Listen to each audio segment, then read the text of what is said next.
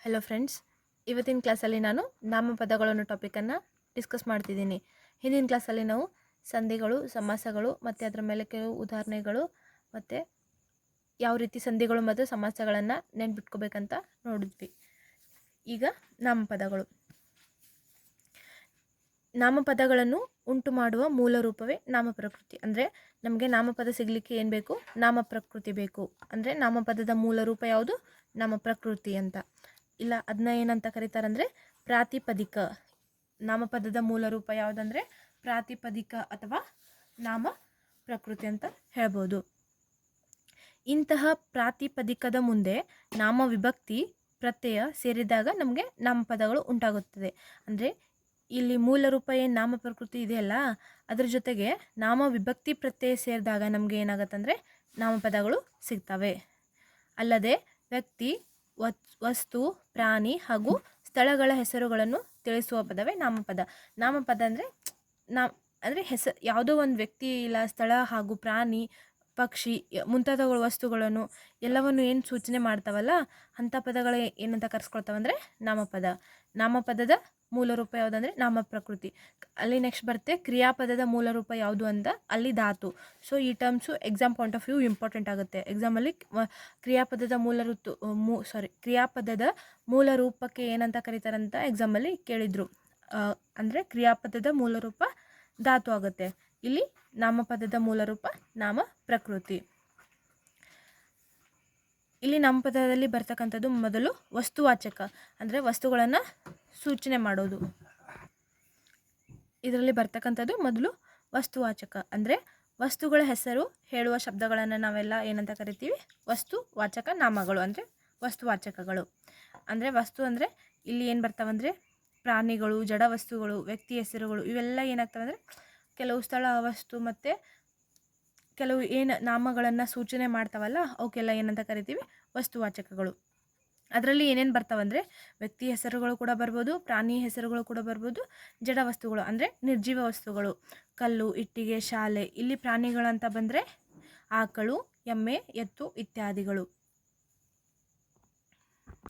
ವ್ಯಕ್ತಿ ಹೆಸರುಗಳಂದರೆ ರಾಮ, ಕೃಷ್ಣ ಮುಂತಾದವುಗಳು. ಅಂದರೆ ಎಲ್ಲ ವ್ಯಕ್ತಿಗಳದ್ದೇನು ಹೆಸರು ಇರ್ತಾವಲ್ಲ ಅವು ಕೂಡ ಏನಾಗ್ತಾವಂದರೆ ವಸ್ತುವಾಚಕಗಳು. ಈ ವಸ್ತುವಾಚಕಗಳಲ್ಲಿ 3 ವಿಧಗಳಿವೆ. ಅಂದರೆ ಈ ವಸ್ತುವಾಚಕಗಳಲ್ಲಿ ನಾವು 3 ವಿಧಗಳನ್ನು ನೋಡ್ಬೋದು. ಅವು ಯಾವುವಂದರೆ ರೂಢನಾಮ, ಅಂಕಿತನಾಮ, ಅನ್ವರ್ತಕ ನಾಮ.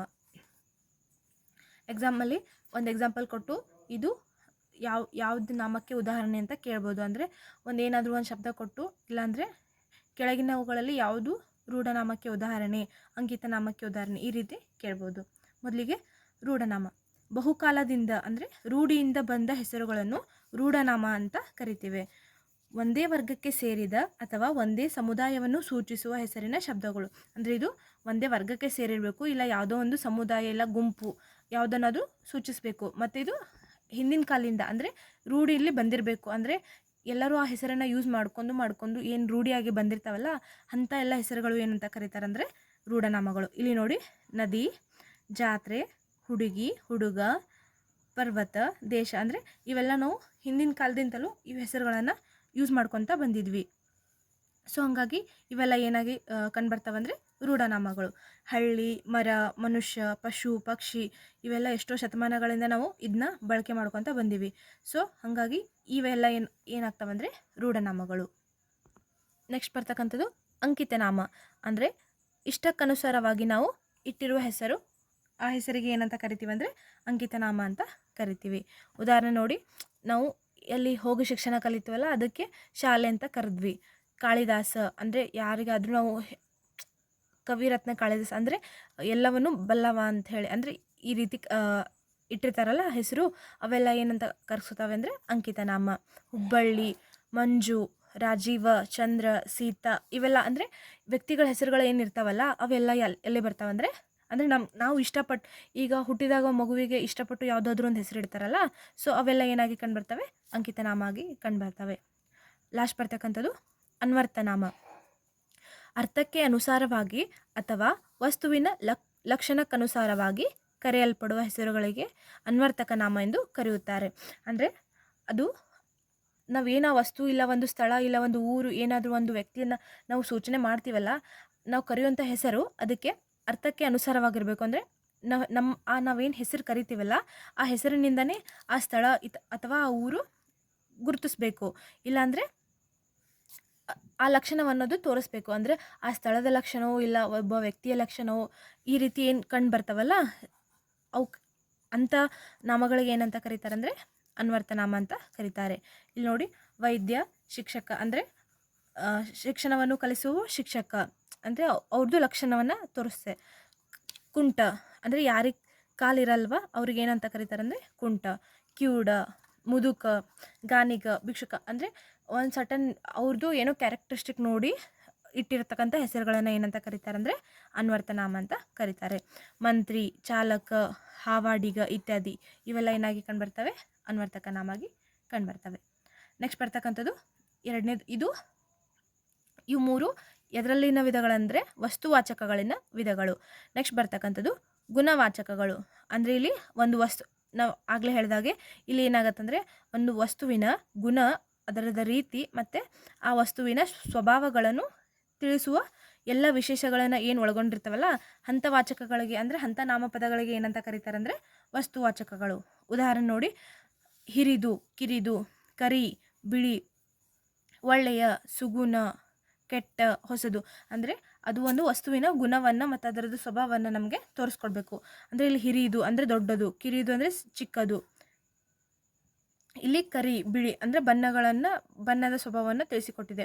ಒಳ್ಳೆಯ, ಸುಗುಣ ಅಂದರೆ ಒಳ್ಳೆಯ ಗುಣ. ಈ ರೀತಿ ಅಂದರೆ ಇಲ್ಲಿ ನಮಗೆ ಕೆಲವು ವಸ್ತುಗಳ ಗುಣಗಳನ್ನು ಅಂದರೆ ಅದರ ಸ್ವಭಾವಗಳನ್ನು ನಮಗಿಲ್ಲಿ ನಾವು ಈ ಪದಗಳಲ್ಲಿ ನಾವು ಕಂಡ್ಕೋಬೋದು. ಹಾಗಾಗಿ ಇವೆಲ್ಲ ಏನಾಗ್ತವೆ ಅಂದರೆ ಗುಣವಾಚಕಗಳು. ಹೊಸದು, ಹಳೆಯದು, ಕೆಟ್ಟ, ಒಳ್ಳೆಯ ಈ ರೀತಿ ಅಂದರೆ ಆ ವಸ್ತುವಿನ ಗುಣ ನಮಗೆ ಗೊತ್ತಾಗತ್ತೆ. ನೆಕ್ಸ್ಟ್ ಬರ್ತಕ್ಕಂಥದ್ದು ಸಂಖ್ಯಾವಾಚಕಗಳು. ಹೆಸರಲ್ಲಿ ಇರೋ ಹಾಗೆ ನೋಡಿ, ಗುಣಗಳನ್ನು ಸೂಚಿಸುವ ನಾಮಪದಗಳು ಗುಣವಾಚಕಗಳು. ಸಂಖ್ಯಾವಾಚಕಗಳು, ಸಂಖ್ಯೆಯನ್ನು ಸೂಚಿಸುವ ಶಬ್ದಗಳಿಗೆ ನಾವು ಏನಂತ ಕರಿತೀವಿ ಅಂದರೆ ಸಂಖ್ಯಾವಾಚಕಗಳು.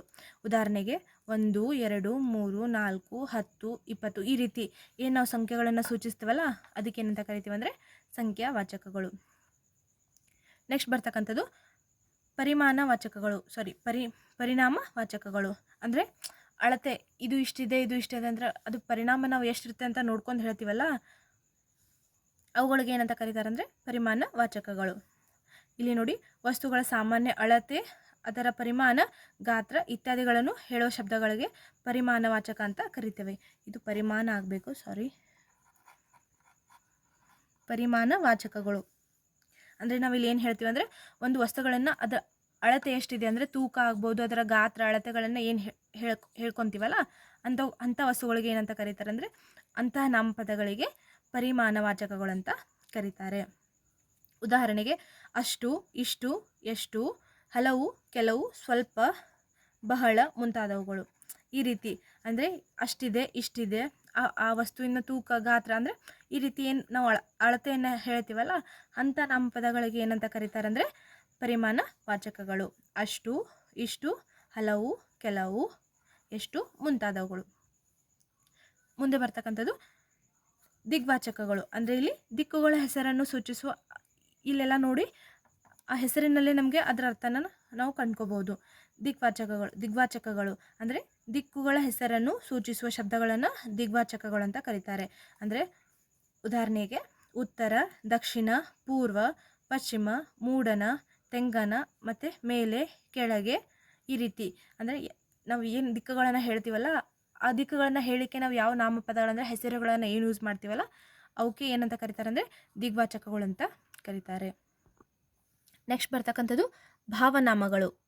ಇಲ್ಲಿ ವಸ್ತುಗಳು ಮತ್ತು ಕ್ರಿಯೆ ಭಾವವನ್ನು, ಅಂದರೆ ಭಾವ ಅಂದರೆ ಈಗ ಖುಷಿಯ ಭಾವ, ದುಃಖದ ಭಾವ, ಆಶ್ಚರ್ಯಕರ ಭಾವ ಈ ರೀತಿ ಆ ವಸ್ತುಗಳು ಅಲ್ಲಿ ಏನು ಕ್ರಿಯೆ ನಡೆದಾಗ ಆ ಕ್ರಿಯೆಯಲ್ಲಿನ ಭಾವ ಏನು ಇರುತ್ತಲ್ಲ ಅಂಥ ಶಬ್ದಗಳನ್ನು ತಿಳಿಸ್ಲಿಕ್ಕೆ ಯೂಸ್ ಮಾಡ್ತಕ್ಕಂಥ ಪದಗಳನ್ನು ಏನಂತ ಕರೀತಾರೆ ಭಾವನಾಮಗಳು. ಅಂದರೆ ಅಲ್ಲಿ ಒಂದು ಏನೋ ನಮ್ಮದು ಹೆಸರಿನಲ್ಲಿ ಅಥವಾ ಕ್ರಿಯೆಯಲ್ಲಿ ಒಂದು ಏನೋ ಭಾವ ನಡೆದಿರುತ್ತೆ. ಅಂದರೆ ಅದೇ ನಾನು ಹೇಳಿದಾಗೆ ಖುಷಿ ಆಗಿರ್ಬೋದು, ದುಃಖ ಆಗಿರ್ಬೋದು, ಆಶ್ಚರ್ಯಕರ ಆಗಿರ್ಬೋದು ಮತ್ತು ಉಲ್ಲಾಸಕರ ಈ ರೀತಿ ಏನಾದರೂ ಭಾವ ನಡೆದಿರುತ್ತಲ್ಲ ಅಂತಹ ಕ್ರಿಯೆಯನ್ನು ತಿಳಿಸ್ಕೊಡ್ಲಿಕ್ಕೆ ಏನು ಶಬ್ದಗಳನ್ನು ನಾವು ಯೂಸ್ ಮಾಡ್ಕೊತೀವಲ್ಲ, ನಾಮಪದಗಳನ್ನು ಏನು ಬಳಸ್ಕೊತೀವಲ್ಲ ಅದಕ್ಕೆ ಏನಂತ ಕರೀತಾರೆ, ಭಾವನಾಮಗಳು ಅಂತ ಕರೀತಾರೆ. ಉದಾಹರಣೆ, ಹಿರಿಮೆ, ಬಿಳುಪು, ಮಾಟ, ಓಟ, ನೋಟ, ಬಡತನ, ಈ ರೀತಿ ಏನು ಬರ್ತಾವಲ್ಲ ಇವೆಲ್ಲ ಏನಾಗಿ ಕಂಡು ಬರ್ತವೆ, ಬಿಳುಪು. ಅಂದರೆ ಬಿಳಿದರ ಭಾವ, ಅಂದರೆ ಬಿಳಿಯ ಥರ ಭಾವ ಬಿಳುಪು ಆಗುತ್ತೆ. ಓಡುವುದು ಓಟ ಆಗುತ್ತೆ. ನೋಡುವುದು ಏನಾಗುತ್ತೆ ಅಂದರೆ ನೋಡುವುದರ ಭಾವ ನೋಟವಾಗುತ್ತೆ. ಸೊ ಈ ರೀತಿ ಹಿರಿಮೆ ನೋಡುವುದ್ರದ್ದು ಅದೇ ಹೇಳಿದಾಗೆ ನೋಡುವುದರ ಭಾವ ಏನಾಗುತ್ತೆ, ನೋಟ ಆಗುತ್ತೆ. ಸೊ ಓಡುವುದರ ಭಾವ ಓಟ. ಇಲ್ಲಿ ನೋಡಿ, ಈ ಭಾವನಾಮಗಳಲ್ಲಿ 2 ರೀತಿಯಾಗಿ ವಿಂಗಡಿಸಿದ್ದಾರೆ. ಒಂದು ಕೃದಂತ ಭಾವನಾಮ, ಇನ್ನೊಂದು ತದ್ದಿಂತಾಂತ ಭಾವನಾಮ. ಕೃದಂತ ಭಾವನಾಮ ಅಂದರೆ ಈ ಭಾವನಾಮಗಳಲ್ಲಿ ಧಾತುಗಳಿಂದ ಹುಟ್ಟುವಂಥ ಪದಗಳು. ಅಂದರೆ ಧಾತುಗಳಂದರೆ ಕ್ರಿಯಾಪದದ ಮೂಲ ರೂಪ. ಅಂದರೆ ಯಾವುದೋ ಒಂದು ಕ್ರಿಯೆಗಳಿಂದ ಆ ಕ್ರಿಯೆ ಪದದ ಮೂಲ ರೂಪ ಯಾವ ಧಾತು ಇರುತ್ತಲ್ಲ, ಆ ಧಾತುಗಳಿಂದ ಏನಾದರೂ ನಮಗೆ ಪದಗಳು ಸಿಕ್ಕರೆ ಅಂಥವಕ್ಕೆ ಏನಾಗ್ತದೆ ಅಂದರೆ ಅಂಥ ಪದಗಳು ನಮ್ಮ ಭಾವನಾಮಗಳಲ್ಲಿದ್ದರೆ ಅದನ್ನು ಕೃದಂತ ಭಾವನಾಮ ಅಂತ ಕರಿತೀವಿ. ಇಲ್ಲಿ ತದ್ದಿಂತಾಂತ ಭಾವನಾಮ ಅಂದರೆ ಇವು ನಾಮಪದಗಳ ಮೂಲ ರೂಪವಾದ ನಾಮ ಪ್ರಕೃತಿಗಳಿಂದ ಉಂಟಾಗುವ ಭಾವನಾಮಗಳು. ಅಂದರೆ ಸಿಂಪಲ್ ಏನಿಲ್ಲ, ಕೃದಂತ ಭಾವ ಅಂದರೆ ಇದು ಕ್ರಿಯಾಪದದ ಮೂಲ ರೂಪವಾದ ಧಾತುಗಳಿಂದ ಹುಟ್ಟಿರುತ್ತೆ. ತದ್ದಿಂತಾಂತ ಭಾವನಾಮ ಅಂದರೆ ಇದು ನಾಮಪದದ ಮೂಲ ರೂಪವಾದಂಥ ನಾಮ ಪ್ರಕೃತಿಯಿಂದ ಹುಟ್ಟಿರುತ್ತೆ. ಇದೇ ಇಷ್ಟು ಡಿಫ್ರೆನ್ಸು. ನೆಕ್ಸ್ಟ್ ಬರ್ತಕ್ಕಂಥದ್ದು ಪ್ರಕಾರವಾಚಕಗಳು. ಇಲ್ಲಿ ವಸ್ತುಗಳ ಸ್ಥಿತಿ ಅಥವಾ ರೀತಿಯನ್ನು ತಿಳಿಸುವ ಶಬ್ದಗಳನ್ನು ಪ್ರಕಾರವಾಚಕ ಅಂತ ಕರೆಯೋರು. ಅಂದರೆ ಆ ವಸ್ತುಗಳು ಏನಿರ್ತಾವಲ್ಲ ಅದರ ಟೈಪ್ಸು, ಅಂದರೆ ಆ ರೀತಿ ಇದೆ, ಈ ರೀತಿ ಇದೆ, ಪರ್ಟಿಕ್ಯುಲರಾಗಿ ಅದು ಏನು ಟೈಪ್ಸ್ ಹೇಳುತ್ತಲ್ಲ ಆ ರೀತಿ ಟೈಪ್ಸನ್ನು ಸೂಚಿಸುವುದಕ್ಕೆ ಏನಂತ ಕರಿತೀವಿ ಅಂದರೆ ಪ್ರಕಾರವಾಚಕಗಳು ಅಂತ ಕರಿತೀವಿ. ಉದಾಹರಣೆಗೆ ಅಂತಹ, ಇಂತಹ, ಇಂಥವರು, ಅಂಥವರು, ಇದೆಂತಹ ಮುಂತಾದವುಗಳಿಗೆ ಏನಂತ ಕರಿತೀವಿ ಅಂದರೆ ಪ್ರಕಾರವಾಚಕಗಳು. ಅಂದರೆ ಟೈಪ್ಸು, ಅದು ಆ ರೀತಿ ಇದೆ, ಇದು ಈ ರೀತಿ ಇದೆ, ಅದು ಅವ್ರು ಅಂಥವ್ರಿದ್ದಾರೆ, ಇವ್ರು ಇಂಥವ್ರಿದ್ದಾರೆ ಅಂತ ನಾವು ಏನು ಪರ್ಟಿಕ್ಯುಲರಾಗಿ ಒಬ್ಬ ವ್ಯಕ್ತಿಯ ಬಗ್ಗೆ ಇಲ್ಲಾಂದರೆ ಒಂದು ವಸ್ತುವಿನ ಬಗ್ಗೆ ಅದ್ರದ್ದು ಅಂದ ಚಂದ ಅಥವಾ ಅದರ ವರ್ಣನೆ ಬಗ್ಗೆ ಏನು ಹೇಳ್ತಿರ್ತೀವಲ್ಲ, ಅದು ಆ ಕಟ್ಟಡ ಆ ರೀತಿ ಇದೆ, ಈ ರೀತಿ ಎಲ್ಲನೂ ನಾವು ಏನು ಹೇಳ್ಕೊತ ಹೋಗ್ತೀವಲ್ಲ ಅದೆಲ್ಲ ಏನಾಗುತ್ತೆ ಅಂದರೆ ಟೈಪ್ಸ್ ಎಲ್ಲ ಎಕ್ಸ್ಪ್ಲೇನ್ ಮಾಡ್ತಕ್ಕಂಥದ್ದೆಲ್ಲ ಏನಾಗಿ ಕಂಡುಬರುತ್ತಂದರೆ ಪ್ರಕಾರವಾಚಕಗಳಾಗಿ ಕಂಡುಬರ್ತವೆ. ಲಾಸ್ಟ್ ಬರ್ತಕ್ಕಂಥದ್ದು ಸಂಖ್ಯೆಯ ವಾಚಕಗಳು. ಇಲ್ಲಿ ಸಂಖ್ಯೆಯಿಂದ ಕೂಡಿದ ವಸ್ತುಗಳನ್ನು ಹೇಳುವ ಶಬ್ದಗಳಲ್ಲಿ ಸಂಖ್ಯಾವಾಚಕಗಳು. ಅಂದರೆ ಅಲ್ಲಿ ನಾವು ಹಿಂದೆ ಸಂಖ್ಯಾವಾಚಕಗಳು ಅಂದರೆ ಜಸ್ಟ್ ನಂಬರ್ಸನ್ನು ಹೇಳಿಕೆ ಯೂಸ್ ಮಾಡ್ತಕ್ಕಂಥ ನಾಮಪದಗಳಂತ ನೋಡಿದ್ವಿ. ಅಂದರೆ 1, 2, 3, 4 ಅಂತ. ಇಲ್ಲಿ ಸಂಖ್ಯೆಯಿಂದ ಕೂಡಿದ ವಸ್ತುಗಳನ್ನು ಹೇಳ್ತೀವಿ. ಅಲ್ಲಿ ಬರೀ ಸಂಖ್ಯೆಗಳನ್ನು ಎಕ್ಸ್ಪ್ರೆಸ್ ಮಾಡಲಿಕ್ಕೆ ಏನು ನಾಮಪದ ಯೂಸ್ ಮಾಡ್ತೀವಲ್ಲ, ಅಂದರೆ 1, 2 ಅವೆಲ್ಲ ನಾಮಪದಗಳು. ಅವು ಎದಕ್ಕೆ ಯೂಸ್ ಮಾಡ್ತೀವಿ ಅಂದರೆ ನಾವು ಒಂದು ಸಂಖ್ಯೆಯನ್ನು ಹೇಳಲಿಕ್ಕೆ. ಆದರೆ ಇಲ್ಲಿ ಸಂಖ್ಯೆಯ ವಾಚಕಗಳಂದರೆ ಅದು ಒಂದು ನಂಬರಿಂದ ಕೂಡಿದಂಥ ಒಂದು ವಸ್ತುವನ್ನು ನಾವು ಹೇಳಲಿಕ್ಕೆ ಏನು ಬಳಸ್ತೀವಲ್ಲ ಅಂಥ ಶಬ್ದಗಳನ್ನು, ಅಂದರೆ ಅಂಥ ನಾಮಪದಗಳನ್ನು ಸಂಖ್ಯೆಯ ನಾಮಪದಗಳು ಅಂತ ನಾವು ಕರಿತೀವಿ. ಇಲ್ಲಿ ನೋಡಿ, ಒಬ್ಬನ್ನು, ಇಬ್ಬರು, ಮೂವರು, ನಾಲ್ವರು, ಈ ರೀತಿ ಏನು ನಾವು ಆ ಸಂಖ್ಯೆಯಿಂದ ವ್ಯಕ್ತಿಗಳನ್ನು ಇಲ್ಲ ವಸ್ತುಗಳನ್ನು ಏನು ಎಕ್ಸ್ಪ್ರೆಸ್ ಮಾಡ್ತೀವಲ್ಲ ಅವು ಏನಾಗಿ ಕಂಡುಬರ್ತವೆ, ಸಂಖ್ಯೆ ವಾಚಕಗಳು. ಇವತ್ತಿನ ಕ್ಲಾಸಲ್ಲಿ ನಾವು ಏನೇನು ನೋಡಿದ್ವಿ ಅಂದರೆ ನಾಮಪದಗಳಂದ್ರೇನು, ನಾಮಪದದ ಮೂಲ ರೂಪ ಯಾವುದು, ಮತ್ತು ವಸ್ತುವಾಚಕಗಳಂದ್ರೇನು, ಆ ವಸ್ತುವಾಚಕಗಳಲ್ಲಿ ಬರ್ತಕ್ಕಂಥ 3 ನಾಮಪದಗಳು ರೂಢನಾಮ, ಅಂಕಿತನಾಮ, ಅನ್ವರ್ತಕ ನಾಮ. ನೆಕ್ಸ್ಟ್ ಮುಂದೆ ಬರ್ತಕ್ಕಂಥದ್ದು ಸಂಖ್ಯಾವಾಚಕಗಳು, ಸಂಖ್ಯೆಯ ವಾಚಕಗಳು, ಪ್ರಕಾರವಾಚಕಗಳು, ಭಾವನಾಮಗಳು, ದಿಗ್ವಾಚಕಗಳು ಮತ್ತು ಪರಿಮಾಣವಾಚಕಗಳು, ಗುಣವಾಚಕಗಳು. ಇವೆಲ್ಲನೂ ನಾವು ಈ ಕ್ಲಾಸಲ್ಲಿ ಡಿಸ್ಕಸ್ ಮಾಡಿದ್ವಿ. ನೀವು ಈ ರೀತಿ ಅಂದರೆ ವಸ್ತುಗಳ ಭಾವವನ್ನು ಸೂಚಿಸಲಿಕ್ಕೆ ಏನು ಯೂಸ್ ಮಾಡ್ತಾರೆ, ವಸ್ತುಗಳ ಸ್ವಭಾವವನ್ನು ಗುಣಲಕ್ಷಣಗಳನ್ನು ಸೂಚಿಸಲಿಕ್ಕೆ ಎಂಥ ಪದಗಳನ್ನು ಯೂಸ್ ಮಾಡ್ತಾರೆ, ದಿಕ್ಕುಗಳನ್ನು ಯೂಸ್ ಮಾಡಲಿಕ್ಕೆ ಎಂಥ ಪದಗಳನ್ನು ಯೂಸ್ ಮಾಡ್ತಾರೆ, ಮತ್ತು ಸಂಖ್ಯೆಗಳಿಂದ ಕೂಡಿದ ಶಬ್ದಗಳನ್ನು ಯೂಸ್ ಮಾಡಲಿಕ್ಕೆ ಯಾವ ರೀತಿ ನಾಮಪದಗಳನ್ನು ಯೂಸ್ ಮಾಡ್ತಾರೆ, ಅದಕ್ಕೆ ಏನಂತ ಕರೀತಾರೆ, ಮತ್ತು ಆ ವಸ್ತುವಿನ ಟೈಪ್ಸು ಅಂದರೆ ಪ್ರಕಾರ ಇದು ಈ ರೀತಿಯಾಗಿದೆ ಅಂತ ಹೇಳಲಿಕ್ಕೆ ಯಾವ ರೀತಿ ವಾಚಕಗಳನ್ನು ಯೂಸ್ ಮಾಡ್ತಾರೆ. ಈ ರೀತಿ ನೀವು ಥಾಟ್ಸ್ ಆಗಿ ಅಂದರೆ ನಿಮ್ಮ ಮೈಂಡಲ್ಲಿ ನೀವು ಥಿಂಕ್ ಮಾಡ್ಕೊತ ಓದಿದರೆ ಇದನ್ನು ನೀವು ಈಸಿಯಾಗಿ 15 to 30 ಮಿನಿಟ್ಸಲ್ಲಿ ಈ ಚಾಪ್ಟರ್ನ ನೀವು ಕವರ್ ಮಾಡ್ಕೋಬೋದು. ಸೊ ನನ್ನ ಈ ವಿಡಿಯೋ ನಿಮಗೆ ಇಷ್ಟ ಆಗಿದ್ದರೆ ಪ್ಲೀಸ್ ವಿಡಿಯೋನ ಲೈಕ್ ಮಾಡಿ, ಶೇರ್ ಮಾಡಿ, ಮತ್ತು ನನ್ನ ಚಾನಲ್ನ ಸಬ್ಸ್ಕ್ರೈಬ್ ಮಾಡಿ. Thank you.